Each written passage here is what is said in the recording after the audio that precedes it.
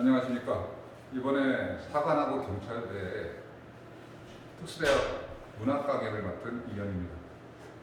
자, 첫 대면이라 오늘은 잠깐만 어떤 식의 문제가 출제되고 어떤 것이 중요한 것인가에 대한 얘기를 잠깐 할 거예요. 우리가 사관 입시라고 했을 때 사관학교, 이 사관학교의 기본은, 사관학교는 보통 뭐랑 비슷하냐? 수능 유형과 비슷해요. 동일하다고 봐도 돼요. 다만 차이가 나는 것은 이 사관학교 지문에는 지문 길이가 좀 길어요. 지문 길이가 길고, 두 번째는 EBS 연계가 수능보다는 작다는 거죠. 다시 말하면 이 얘기는 낯선 작품에 대한 이해, 낯선 작품 해석에 대한 이해가 필요하다. 네, 그런 얘기일 거예요. 그러니까 우리가 수능에서는 왜 수능 특강, 수능 완성, 그래갖고 고전 시가라든지 현대 시라든지 소설이라든지 고전 소설이 왜 연계되잖아요. 근데 사관학교는 연계가 안 되는 건 아니에요. 그래서 여러분이 나중에 수능 특강이나 수능 완성도 봐야 되는 거예요. 근데 이 연계율이 수능 기본 우리가 12월 수능하고는 차이가 난다는 거예요. 그래서 이 낯선 작품이 나왔을 때 우리는 뭐합니까? 당황하게 돼요. 이 당황하지 않기 위해서는 가장 먼저 해야 될 게 그래서 작품 이 해석법이라는 해석. 이 해석법에 대한 이해가 중요하다는 거예요. 혹자는 그냥 작품에서는 필요 없다. 조건에 대해서 문제 풀이만 하면 된다. 그거는 잘못하면 큰 실수하게 돼요. 자, 그래서 지문 길이가 길고 EBS 연계율이 수능보다는 적다. 그리고 문제 자체가 아무래도 수능보다는 좀 거칠어요. 거칠다는 얘기는 다시 말하면은 조건 자체가 그렇게 수능만큼 딱 떨어지게 주어지지 않는다. 그런 식으로 사관학교의 문학 문제를 여러분이 이해하면 돼요. 그럼 경찰대는 어떠냐? 경찰대는 사관학교보다 더해요. 문제 유형이 수능보다는 내신형에 오히려 더 가까워요.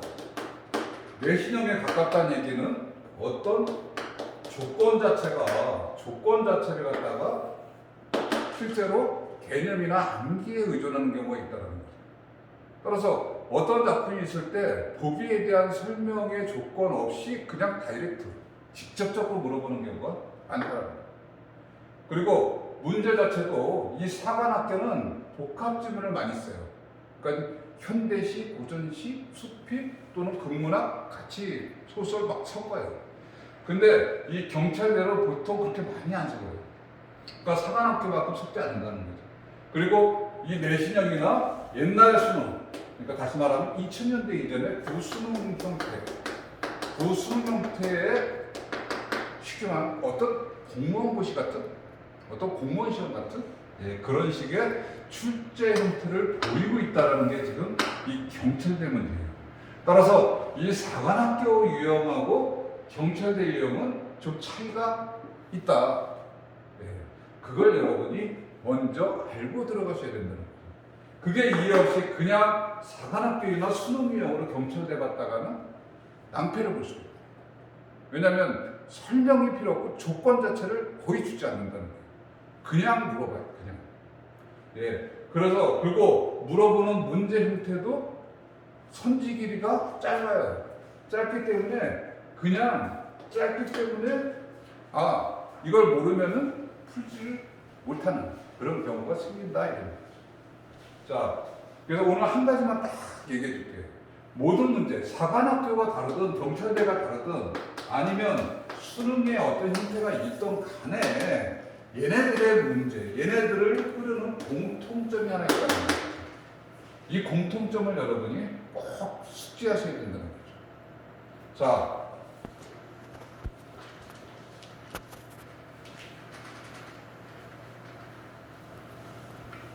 우리가 문학 문제는 수능은 보통 한 4가지 형태로 변하잖아요.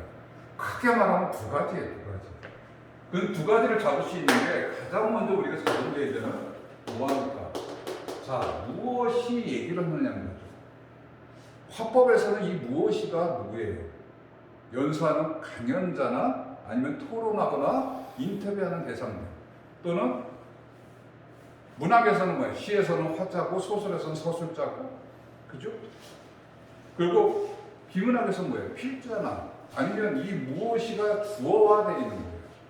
이 무엇이 어떤 무엇을 대상으로 하게 돼요. 그래서 여기서 이제 얘가 이제 어떻게 얘기하느냐, 이 3가지를 움직이는데, 이 어떻게를 또 잡는 게 뭐예요? 그 의도, 다시 말하면 어떤 조건 속에서 잡아달라 이거예요. 이게 우리가 실제 말하는 뭐합니까? 얘가 뭐예요?